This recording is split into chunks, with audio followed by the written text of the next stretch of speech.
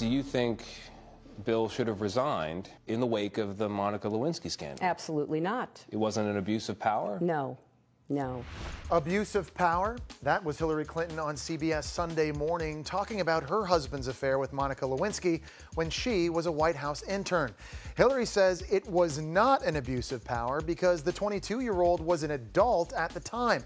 Who else to ask about this interview than DailyMail.com's editor-at-large, Piers Morgan. So, Piers, Hillary dismissed the idea that the accusations against her husband were like Trump or Brett Kavanaugh.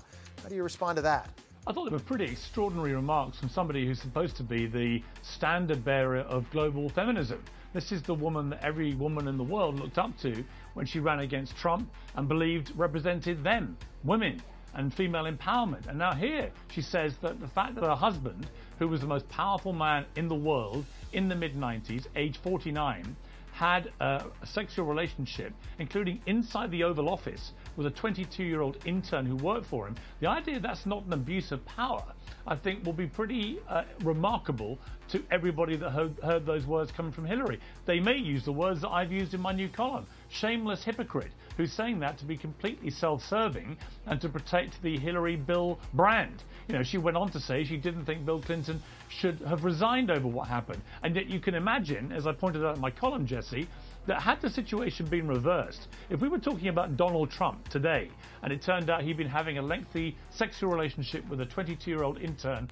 at the White House, including having sex with her inside the Oval Office, who do you think would lead the charge for saying, A, it's disgraceful behavior and an abuse of power, and B, he should resign? I think we all know it would be Hillary Clinton.